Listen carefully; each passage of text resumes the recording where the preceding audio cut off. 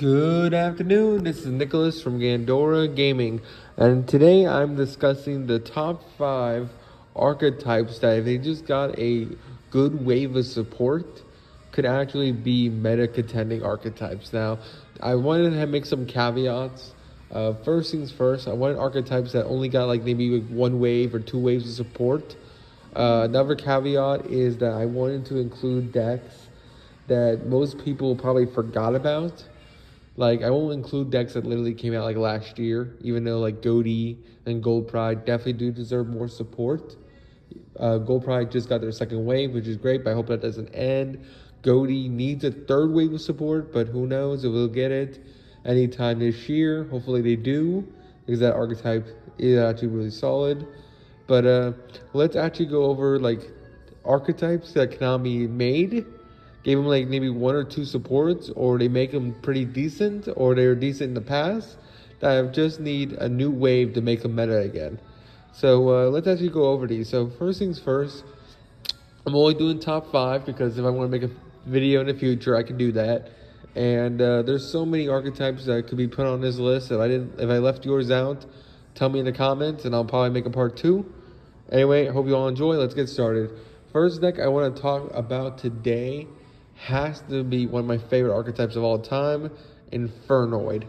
Infernoid, if you don't know, is a Fiend Fire archetype that Konami kind of forgot about for a long time. I think it's still forgotten. Like, we just got a new Link 2 that kind of supports them, but it's like indirect fire support. It is like unironically kind of helps the deck, but it's definitely not a support card, if that makes any sense. So if you don't know, Infernoid, like I said, is a Fire Fiend archetype that's based around the graveyard. So they're kind of like these new Egyptian cards that we just got revealed last night.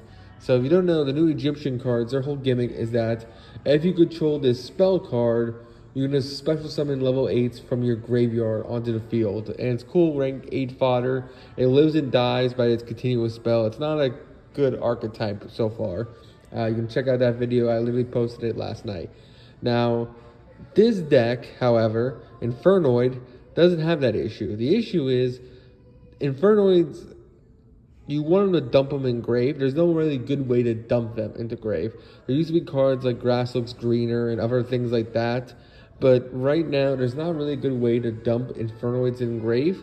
So the biggest issue is just having a handful of clunky Infernoid monsters in hand that just don't do anything, or like they minus themselves in order to summon themselves, and they don't do enough for modern standards. But the huge potential of Infernoids is that if you ever did give them like good graveyard manipulation, they can summon links out the wazoo. So if you don't know, the whole gimmick of the Infernoids is that they can special summon themselves from graveyard by banishing material from hand or graveyard to summon themselves, special summon themselves. And they all have like really powerful effects. I think every monster besides what's it called, Decatron and the Big Tens can literally just quick effect tribute themselves to then banish a card in your graveyard, in your opponent's graveyard. It's a quick effect. There's like a really powerful effects these decks do. Like, we have a double attack, or we have one that banishes cards from the extra deck. We have a spell negate. We have a monster negate. We have big bodies. We have one that nukes the board. We have one that nukes all spells and traps on the field. And we have Void Imagination, which is one of the most custom cards ever designed in Yu-Gi-Oh! On activation, you can just send it to grave if your opponent controls extra deck monster, dump like 8 Infernoids in graveyard, and then fusion summon Tierra, which then, like, based on the number of materials used to make it, literally dumps more stuff from both players' extra decks, which triggers a whole, and Infernoids from deck, and the whole deck is just really amazing. And the best this deck ever got was definitely during Zoo format, when people were playing like 60 card variants of the deck. Like I said, Grass Was Greener was probably the best card this deck ever got. The second best time this deck was ever playable was early on when Layer of Darkness first came out. If you don't know, Layer of Darkness is a very powerful card that allows you to tribute your opponent's monsters. Back when that came out, the Infernoid Layer was actually a competitive deck. It wasn't definitely not like top 10 best decks, but it was definitely a strong rogue contender that definitely squeezed in some regional tops. Now, since then, Konami has not given us any new support. So if Konami really wants to like give us like 6 or I don't even think we need 6 cards, like 4 or 5 new cards for Infernoid. You can definitely bring the whole archetype together. The biggest issue right now for the Infernoids is that they have no way to manipulate their graveyard. They keep printing out these like really powerful archetypes that mess with the graveyard, like tier elements and things like that. And they don't give us new cards because it's very scary to give generic support to archetypes that mill. So honestly, the best thing Konami can do is give us like in archetype monster gate or in archetype reasoning. Those are probably the 2 strongest spells for the entire deck. And you're probably thinking, oh, those are unfair FTK like cards, because if you don't know, reasoning and monster gate are at 1 due to the fact that ultimately, well, monster gate's onto 1 because of a FTK with Earth Machine. So basically they just keep turbling out the main Earth Machine guy using the level 10s they dumped in Grave, use that new rank 10 they got. Well, not new rank 10, but a new level 10 boss monster they got. I can spell some of itself non-once return from the graveyard. That basically allows them to spam out rank 10s, allowing you to burn your opponent for the entire game. It was not a good FTK, nor was it competitive, but Konami freaked out and banned it. Now, personally, I think Monster Gate and Reasoning can come back. Reasoning is a very gimmicky card. It's strong, don't get me wrong, but it all depends on what your opponent calls. Now, the reason why it was hit the first time, I believe, was because of Infernoid, for the simple fact that if you activate Reasoning, you literally dump everything from your deck to grave besides Decatron. So you can have a chance to mill like 20 or 30 cards. Now, that's usually really, really scary. And don't get me wrong, it is a very, very scary mechanic. But the reason why Reasoning, unlike other things, isn't good unless it's in like exactly Infernoid, is because it has to hit a monster with a level. Once it hits a monster at a level, it summons it or it sends it to grave. The fact that the Infernoids can't be special summoned without their card effects means you can keep milling the Infernoids and just dump like 20 of them into graveyard in order to just like have 3 bodies on field, which is definitely very powerful. I can definitely see it being too oppressive, but at the same time, I would really love if Infernoid came back in the meta. They're really pushing for these like new fire support for this year. I really love if Konami gave us like 2 or 3 cards that just made Infernoid good again, and maybe give us Monster Gate Reasoning off the ban list. If they really think that FDK was too evil, they can literally just put the damn, either put the rank 10 that burns you to 1 or ban it, or they can literally just put the level 10 that keeps summoning itself to 1, because Earth Machine's only playing at 1 anyway. Magistas, I think it's Machina Ruin Force. They can either put that thing to 1, or you literally put the Dreadnought Rail Cannon to 1, the one that burns you. Either way, I think Monster Gate is a perfectly fine card. I think Reasoning is a perfectly fine card. So give me back Infernoids. Let this deck be good. Come on, Konami. Alright, so now it's time to talk about the second archetype I want to discuss. And let's keep it in the ballpark. So the next archetype that I wanted to discuss is Guardians. Now you're probably wondering, how the hell would Guardians be competitive with 1 or 2 things to support? Well, the thing is, Guardians are actually an insane archetype. So if you don't know, because a lot of people don't know what Guardians do, the deck has like 20 busted cards in the deck. They're all in the main deck, of course. Like, literally, they have a Soul Charge from deck. They literally have like a Reborn. They literally summon themselves like 20 different ways. They draw cards when you do it, and they free summon themselves from deck. Like Guardians are absolutely an insane archetype. The only issue is, and the reason why it's a very fair deck, is because 1, it's all based on stacking, so you can't really play hand traps in the deck. Because if you draw into a hand trap, you can't really it kind of stops your play. It's kind of like the whole Fluunderies thing, where if you stop their chain, basically they can't keep going. So in this case, Guardians kind of keep summoning themselves in order to keep going, or at least revealing the top card of the deck in order to keep going like that. The other issue with Guardians is that because they get locked into Guardians, there is no like real big win condition for them. Like, there's some goofy FTKs that exist out there that aren't good and very bricky. And there's also like, ooh, you make a 5,000 attack monster and pass. It's a spell negate. but that's really about it.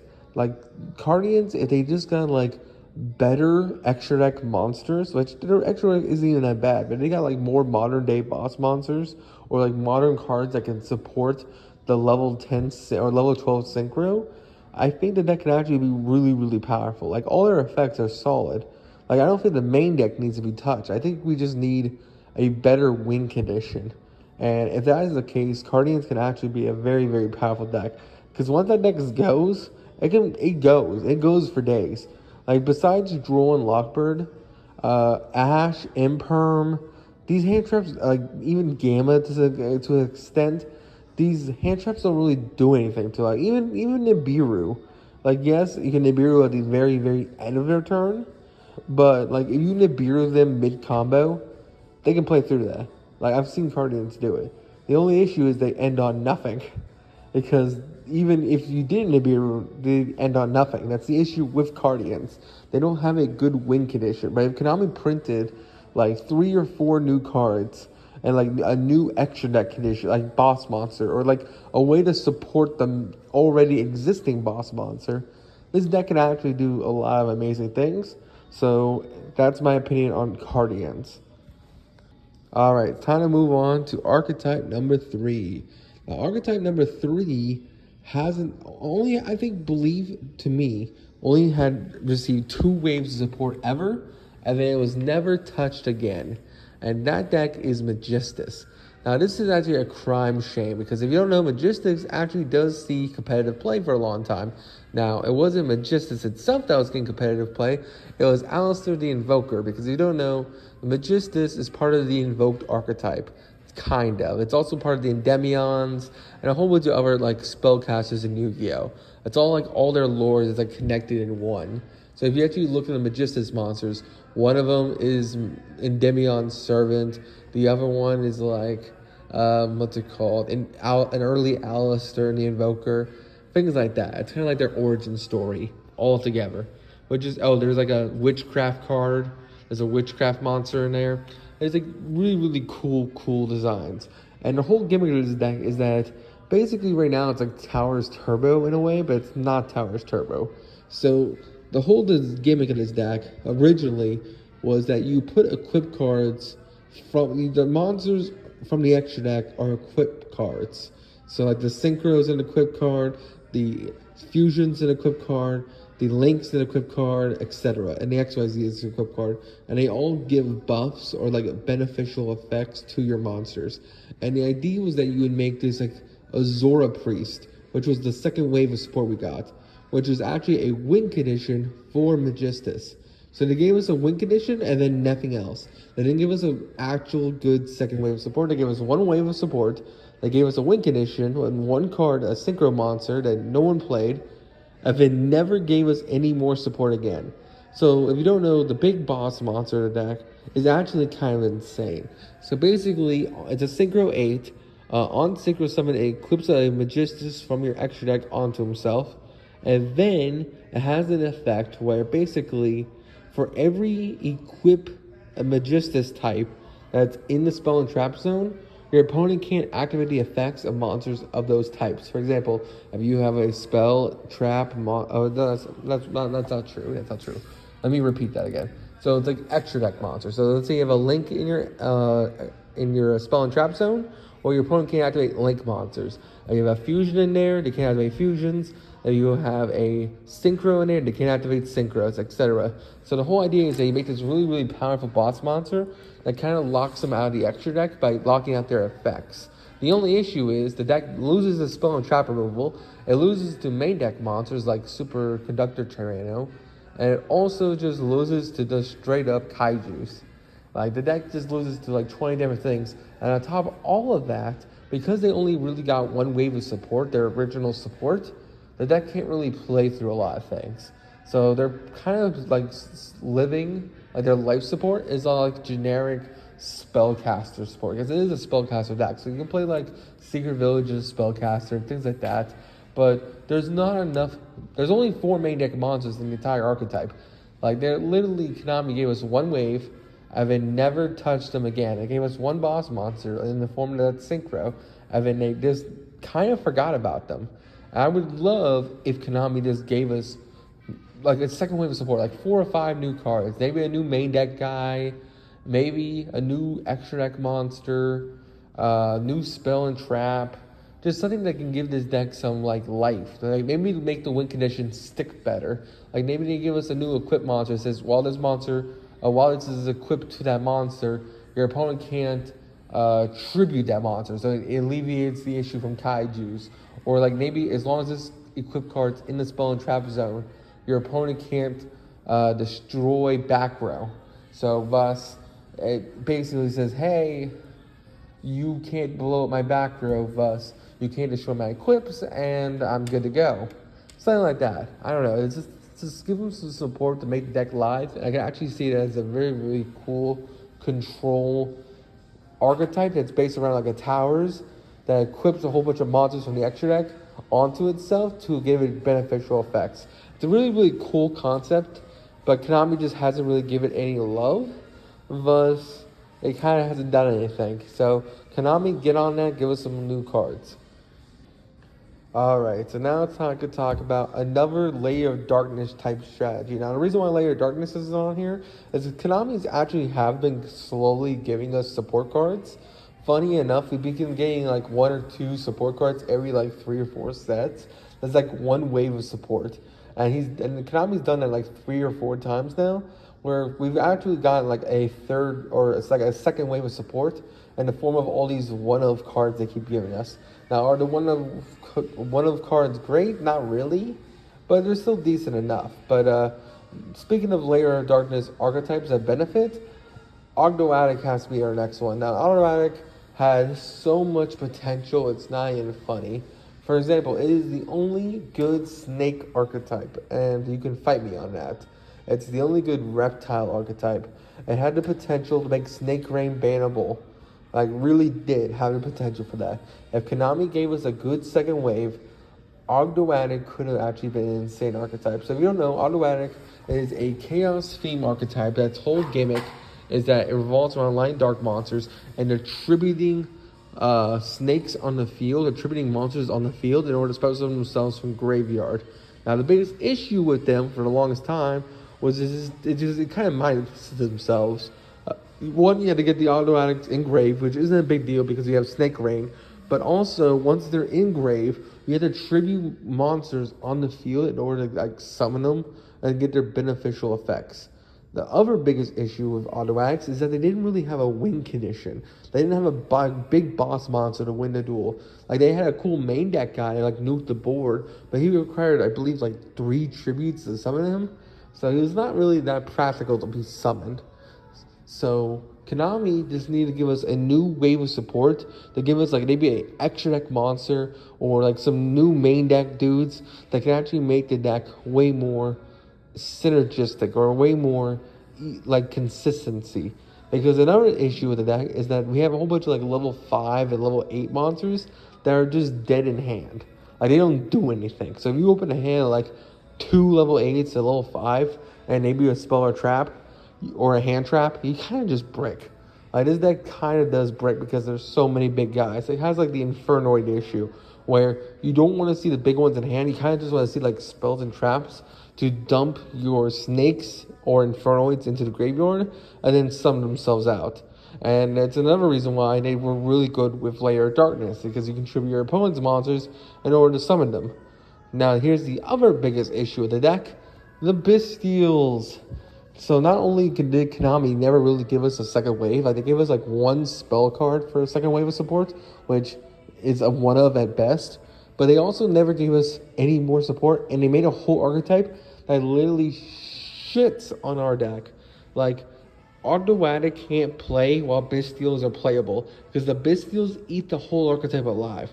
Bystials can banish the light and dark from grave, and it's such a huge minus for them. Like, imagine this: you activate the graveyard effect of an Ogdoadic, tributing a 1 on field in order to summon themselves from grave. You go, cool, chain the effect of a Bystial, banishes. So not only do you get a free body on field, they also tributed a monster for cost to try to summon one, and that Ogdoadic they're trying to summon is also banished. That is That's like a +3 for your opponent if they just had one Bisteel in hand. Imagine if they're playing like literally Bisteel control. You're just losing. Like you are just dead. Which is why I have to say they need a way to support them that benefits them. Like a way to like not only they need a second wave, but they need a second wave that helps them play through Bisteels. Because right now, Bisteels will literally eat them alive. Even if you give them like the most best second wave of support you could ever think of, like they give them a new boss monster, they give them like a soul charge for like card, they give them like all these amazing things, they'll still lose because Bisteels literally eat the deck alive. So, Konami, give us a miracle to make this deck good, please. And that's really about it. It's time to talk about the final archetype. Alright, so now it's time to talk about the final archetype that Konami has neglected to give support for, that if they did, actually has the potential for greatness. And I gotta be my boy Cosmos. Now, if you don't know, Cosmos is an archetype that I'm pretty sure the reason why we'll never get another wave of support is because Disney bought Star Wars. And because they did that, now Disney controls the rights to Star Wars. So if you do any parodies of Star Wars, you probably gotta pay Disney for it, or they'll sue the living hell out of you. So I think that's the real reason why we haven't got a second, or like not a second wave, but like a new wave of Cosmos monsters. So if you don't know, Cosmos is a parody on Star Wars and Wizard of Oz. It's a psychic machine-based archetype that's based around these little psychic pilots that tribute themselves and banishes themselves from the field in order to spell summon like big machines from the hand.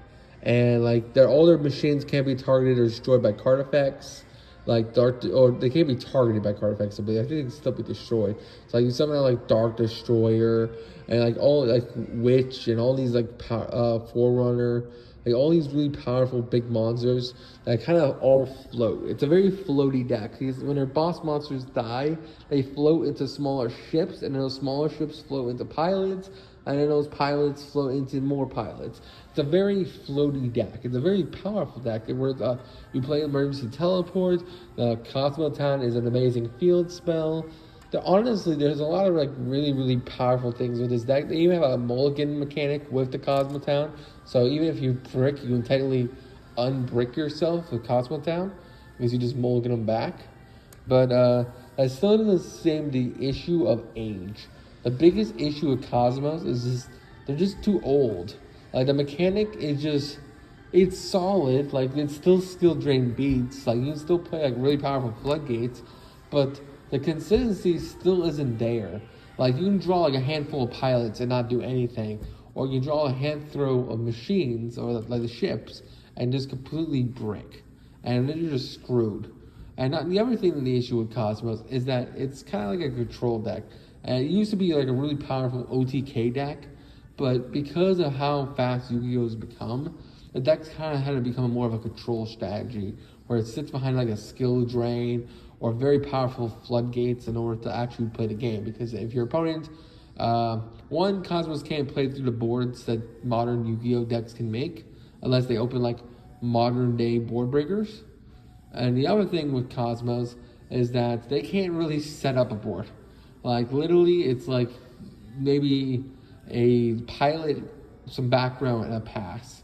Like if your opponent lightning storms you, the best they can do is like tribute out a pilot to either make a monster negate that pays 1,000, or summon out a 3,000 that can't be targeted or destroyed by card effects.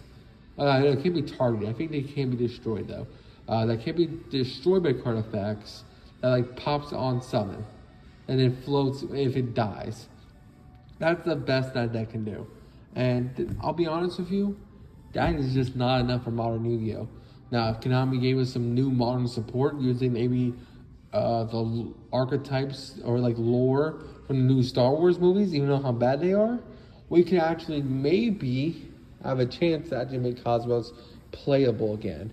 But as of right now, Cosmos are just a thing of the past. A really, really cool looking parody of two really cool franchises that has not seen the light of day in probably 6 or 7 years.